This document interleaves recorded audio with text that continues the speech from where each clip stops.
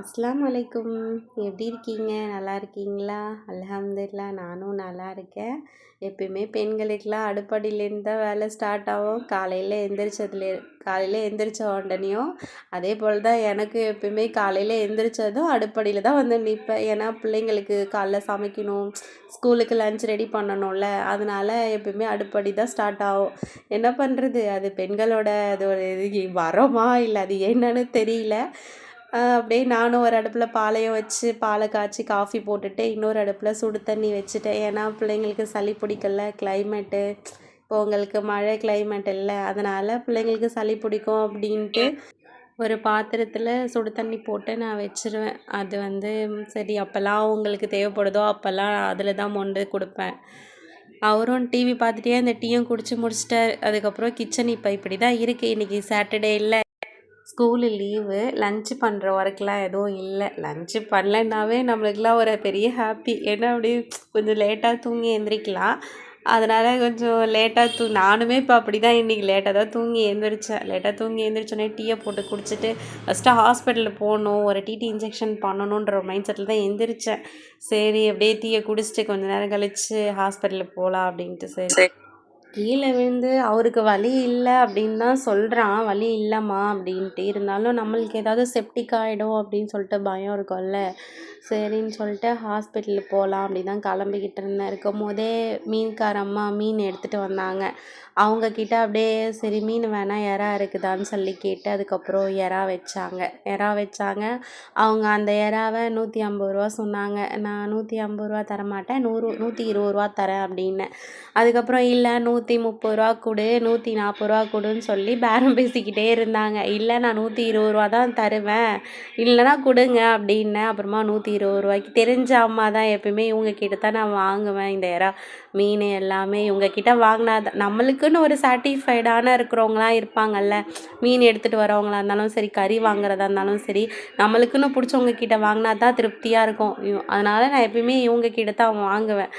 விலை ஒரு நாள் நம்ம அதிகமாக காசு கொடுத்து வாங்கினாலும் இன்னொரு நாளும் கம்மியாகவும் கொடுத்துட்டு போவாங்க. அதனால் இவங்கக்கிட்ட கணக்கு பார்க்க மாட்டேன், எனக்கு கொடுத்துட்டு போவாங்க. அதனால் 120 கொடுத்து வாங்கினேன். இது ஒர்த்தா அப்படின்னு சொல்லுங்கள், அதிகமாக கம்மியாக அப்படியும் பார்த்து சொல்லுங்கள். வாங்கின மீனை அப்படியே ஃப்ரிட்ஜில் தூக்கி வச்சுட்டு மீனுன்ற பாருங்க எறா அப்படி ஐயோ அதுக்குள்ளே மறந்துட்டேங்க. அது அப்படி தான் அட்ஜஸ்ட் பண்ணிக்கோங்க.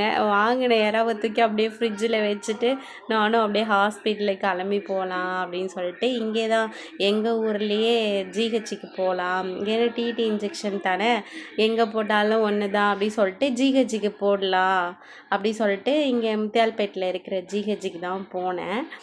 அங்கே சின்ன ஹாஸ்பிட்டல்னு சொல்லுவாங்க. அது ஜிஹெச்ன்னு சொல்ல மாட்டாங்க, சின்ன ஹாஸ்பிட்டல்னு சொல்லுவாங்க. அங்கே தான் போயிட்டு இன்ஜெக்ஷன் போனேன். ஹாஸ்பிட்டலில் பார்த்தோன்னே அஜ்மல் சீனிங்கிக்கிட்ட அம்மா வேணாம்மா ஊசி போடுவாங்க, அம்மா வேணாம்மா அப்படி சொல்லிட்டு அழுதுகிட்டே இருந்தேன். இல்லைடா எனக்கு தாண்டா காமிக்க வந்தேன், அம்மாவுக்கு உடம்பு சரியில்லைல்ல அதனால் எனக்கு காமிக்க வந்தேன் அப்படின்னு சொல்லிட்டு அவருக்கு பொய்ய சொல்லி அப்படியே உள்ளே கூட்டிகிட்டு போனேன். இருந்தாலும் அஜ்மலுக்கு தெரியும் எனக்கு தான் ஏதோ எனக்கு ஏதோ பண்ண கூப்பிட்டு போகிறாங்க, வேணாம்மா எனக்கு காயம்லாம் வலிக்கலம்மா, நான் நல்லாதாம்மா இருக்கேன், ஊசிலாம் வேணாம்மா அப்படின்னு சொல்லிக்கிட்டே இருந்தான். இல்லைடா வாடா போய் கேட்டுட்டு வந்துடலாம், இன்ஜெக்ஷன் பண்ணுவாங்களா இல்லை பண்ணலாமா, இல்லை ஓகே செப்டிக்லாம் ஆகாமல் இருக்குமா, ஓகே தானா அப்படின்னு சொல்லிட்டு கேட்கலாம் அப்படின்னேன்.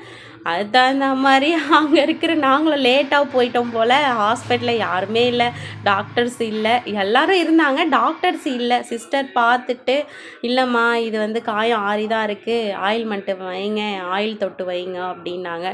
சரி ஓகே அப்படின்னா. ஆனால் அதுக்கு முன்னாடி அங்கே உட்காந்து வந்து அஜ்மல் செம்ம அழ, எனக்கு வந்து ஊசி வேணாம் அப்படி சொல்லிட்டு. அப்புறமா இவனை கூப்பிட்டுட்டு அழுதுகிட்டே இருக்காதப்பா, ஊசி நான் போடலை, நீ நல்ல பையன் தானே, நான் ஊசி போட மாட்டேன், சமத்தாக இருக்கணும், நெக்ஸ்ட் டைம் ஏதாவது பண்ணேன்னா அம்மா கூட்டிகிட்டு வந்துடுவாங்க, நான் ஊசி போட்டுருவோம் அப்படின்னோடனே அவங்கக்கிட்ட நல்ல பிள்ளை மாதிரி தலையாட்டினார். அதுக்கப்புறம் ஊசி இல்லைன்னொடனே அவ்வளோ ஹாப்பி ஃபேஸில், நல்லா வண்டியில் ஏறி ஜாலியாக உட்காந்துட்டு வந்தார். சரி காலையில் நாங்களும் சாப்பிடாம போனோமா, பசிச்சிச்சு. சரி ஹோட்டலில் அப்படியே வரும்போதே ஹோட்டலில் வாங்கி நாஸ்டா வாங்கி எடுத்துகிட்டு போகலாம் அப்படின்ட்டு கிளம்பிட்டோம் வண்டி எடுத்துகிட்டு. ஆனால் இந்த ரோட்டில் டிராஃபிக்கில் வண்டி ஓட்டுறதே பயமாக இருக்குது. அப்புறம் என்ன பண்ணுறது, வண்டி ஓட்டி வீட்டுக்கு வந்து தானே ஆகணும். அப்புறமா வண்டி ஓட்டிகிட்டு வீட்டுக்கு வந்துட்டோம். வந்துட்டு அப்புறமா 2 பேரும் உட்காந்து சாப்பிட்டோம். பூரி தான் வாங்கிட்டு வந்தேன். அவருக்கும் ஊட்டி விட்டுட்டு நானும் சாப்பிட்டுட்டு எப்பயும் போல் மதியம் ஒர்க்கு இல்லை. நம்மளோட நிலமையே அதுதான். லேடிஸோட நிலமையே அதுதான். காலையில் நாஸ்டா, மதியானம் லஞ்சு, நைட்டு டின்னரு, இப்படி தான் நம்ம பொழப்பெல்லாம் ஓடும். என்ன பண்ணுறது? அப்புறமா அரிசியை வாஷ் பண்ணி ஒரு அடுப்பில் வச்சிட்டேன். குக்கரில் தான் அதை சமைப்பேன். குக்கரில் வச்சுட்டேன். ஒரு அடுப்பில் ரசம் வைக்கலாம் அப்படின்ட்டு ரசம் வச்சுட்டு எறா பொரிக்கலாம் அப்படின்ட்டு. அப்புறமா எறா ஃப்ரிட்ஜில் வச்சுருக்கோம்ல, அதுக்கப்புறம் அதை வாஷ் பண்ணி அப்புறம் கொஞ்சம் எறா மட்டும் எடுத்து ஃப்ரிட்ஜில் வச்சுட்டேன். ஏன்னா ஸ்கூலுக்கு எதாவது பண்ணிக்கலாம் அப்படின்ட்டு. கொஞ்சம் எறாவை மட்டும் போட்டு ஃப்ரை பண்ணிக்கலாம், பொரிக்கலாம் அப்படின்ட்டு. அப்புறமா ரசம் வைக்கிற வீடியோவும் உங்ககிட்ட நான் ஷேர் பண்ணலான்னு தான் எடுத்தேன். ஆனால் வீடியோ எடுக்கிற பதட்டத்துலேயே எதேதோ போட்டு கரைச்சி விட்டேன்.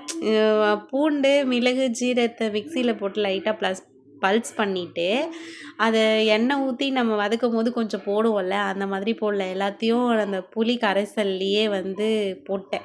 மிளகு, ஜீரகம், பூண்டு, வெங்காயம்ன்ற பாருங்க, அப்படித்தாங்க ஏதாவது உளருவேன். அட்ஜஸ்ட் பண்ணிக்கோங்க. அது வெங்காயம் இல்லை, தக்காளி, அந்த பெருங்காயத்தூள் இது எல்லாத்தையும் ஒன்றா போட்டு கையாலே கரைச்சிட்டேன். சரி, அதுவும் ரசம் தானே, அந்த சாறு இறங்கணும்ல, அந்த புதினா சாறுலாம் கையாலே நல்லா போட்டு கரைச்சிட்டு அதுக்கப்புறம் எப்பயும் போல் தாளித்து விட்டேன். அந்த எண்ணெய் ஊற்றி கடுகு, காஞ்ச மிளகா, கருவேப்பிலை இதெல்லாம் போட்டு தாளித்து விட்டுட்டேன். அதுக்கப்புறம் தாளித்து விட்டதுக்கப்புறம் நான் கொதிக்கலாம் விட மாட்டோம்ல, லைட்டாக நுரை வரும்போதே நம்ம ஆஃப் பண்ணிடணும், அவ்வளோதான். அதுக்கப்புறம் நம்ம எறாவை இது பண்ணேன். எப்பயும் போல் எல்லோரும் பண்ணுற மாதிரி தான். எல்லோரும் அந்த வெங்காயம், தக்காளி, மிளகாய்த்தூள், மஞ்சள் தூள், உப்பு போட்டு பரட்டி விடுவோம் இல்லையா, கொஞ்சமாக தண்ணி ஊற்றி அதே போல் தான் பரட்டி விட்டு கொஞ்சம் தண்ணி ஊற்றி கொதிக்க விட்டுட்டேன்.